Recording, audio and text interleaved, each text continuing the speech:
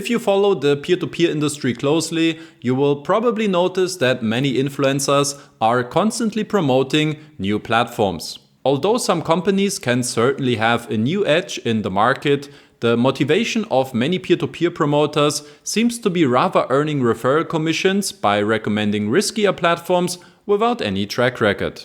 It is therefore not a surprise that many established companies are getting overlooked when reaching a certain level of maturity. A prime example is the Latvian TWINO platform that has shown significant progress and improvements under the leadership of their new CEO, Nauris Bloks.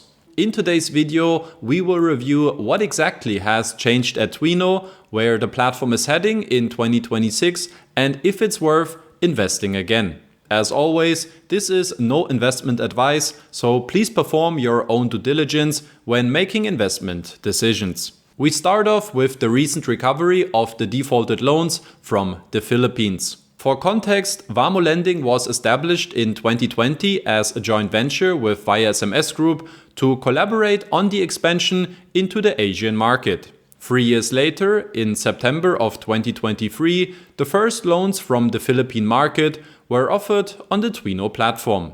Although the maximum portfolio size on TWINO amounted to only around 850,000 euro, the platform struggled to ensure an orderly wind down of the outstanding claims following the official exit announcement in April of 2024. According to the statements by the new TWINO CEO, the negotiations with the eventual buyer lasted for approximately 9 months. On January 14th, TWINO was able to officially confirm that all investments related to the Philippines had been fully repaid, including the invested principal and all the accrued interest. The outstanding receivables, valued at 655,000 euro, were sold at a discount of around 10% to a Cypriot company that reportedly had some business activities in Asia. TWINO has therefore contributed roughly 70,000 euro out of its own pocket to close off the chapter and reach an investor-friendly solution.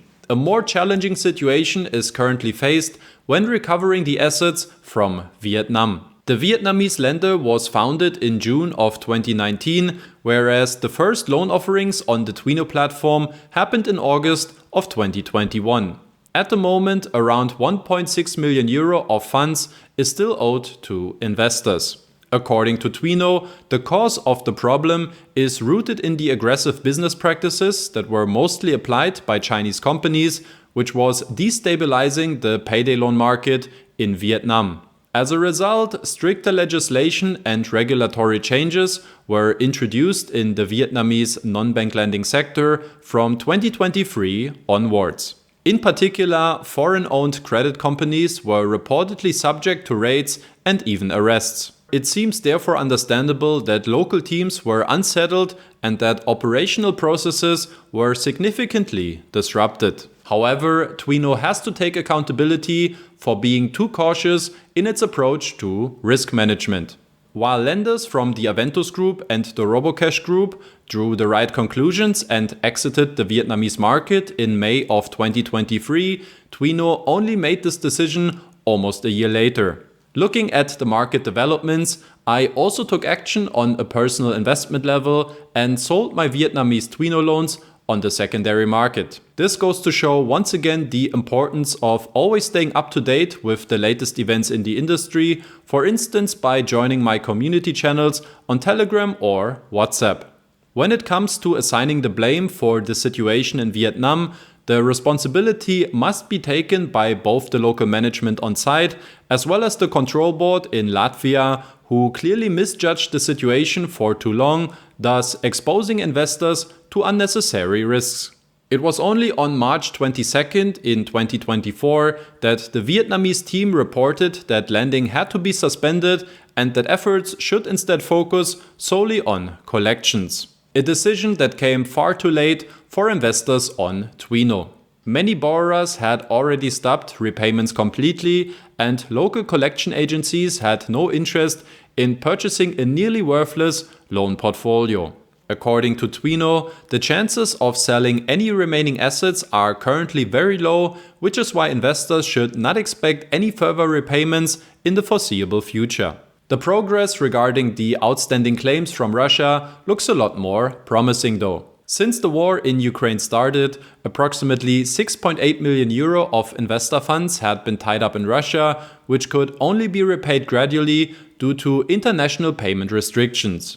By the end of January this year, the outstanding claims had been reduced to around 1.9 million euro. Thanks to some cash reserves held by the TWINO parent company, affected investors were offered the opportunity to transfer their claims to sigificant.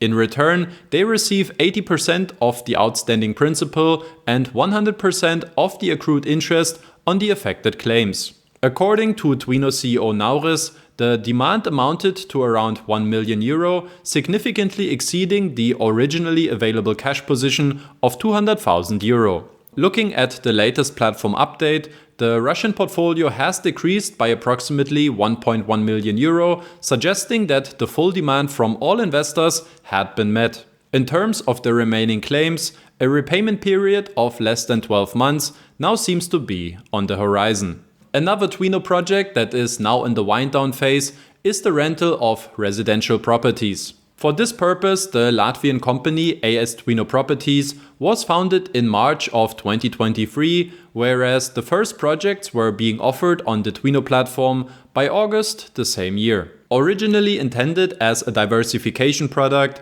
both the performance and market conditions no longer met with TWINO's internal expectations regarding long-term returns and strategic direction.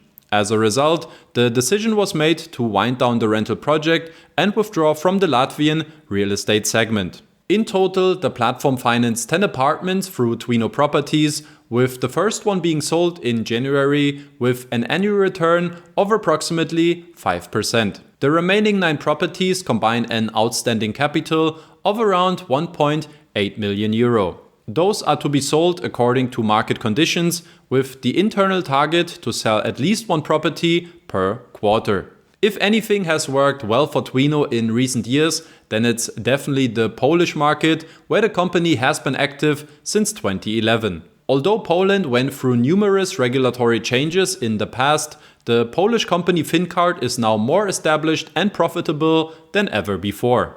Within my personal lender comparison, the Polish TWINO lender even ranks among the top 5 companies in terms of financial stability based on the latest financial figures. But once again, new regulatory challenges have emerged this year in form of the European Consumer Credit Directive. The new European law, which aims to strengthen and harmonize consumer protection in lending, is set to replace the existing 2008 directive and will now also regulate buy now, pay later services, loans of up to 100,000 euro and short-term financing. The Polish Competition and Consumer Protection Authority has subsequently presented a roadmap according to which the provisions of the new regulation are to be published for final discussion in March. The plan is for the Polish Parliament to approve them by the end of June, with entry into force scheduled for November of 2026. As for Fincard itself, an adjustment of the business model is therefore inevitable. The biggest impact is expected to come from the new interest rate and non-interest fee caps, which will make it more difficult to maintain the previous level of profitability. Nevertheless, the company is expecting to remain profitable and continue to achieve a healthy profit margin. As it is often the case with new and stricter regulations, it seems very likely that a market consolidation will occur in Poland, with smaller companies exiting the market. Despite facing a decline in profitability, TWINO is therefore seeing an increasing growth opportunity for their regulated credit card product. Accordingly, this could also lead to a higher financing demand on the TWINO platform. When it comes to 2026 and beyond, investors can already look forward to a new product launch that is about to happen fairly soon. The new product is called Flexi, offering investors similar features like the Estonian product Bondora Go and Grow.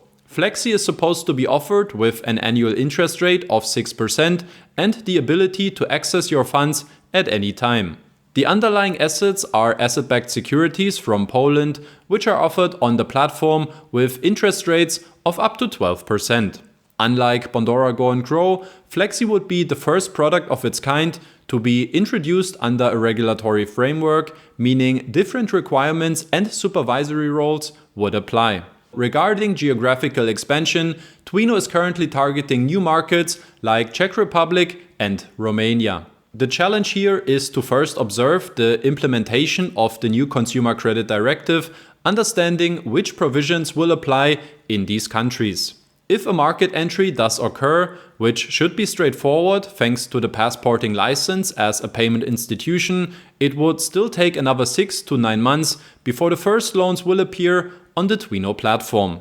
Realistically, this means that new borrower countries are only to be expected on the TWINO platform from 2027 onwards.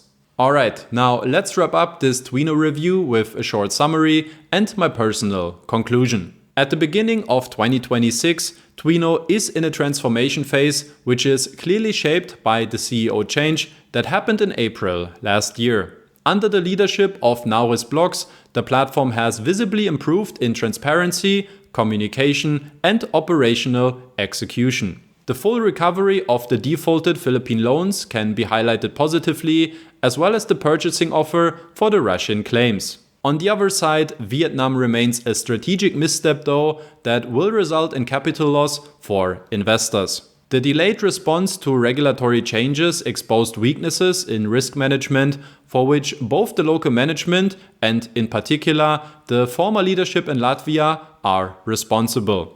Operationally, Poland is the clear foundation of the platform, with FinCard being one of the financially more stable lenders in the peer-to-peer market. The implementation of the new Consumer Credit Directive will very likely impact profit margins, but the Polish lender could also benefit from a market consolidation. With the expected launch of Flexi, TWINO will introduce the first regulated liquidity product in the market. This clearly demonstrates how TWINO has recognized a growing need and demand from investors. After a longer observation period and many conversations with the new TWINO CEO, I have now decided to resume my investment on the platform.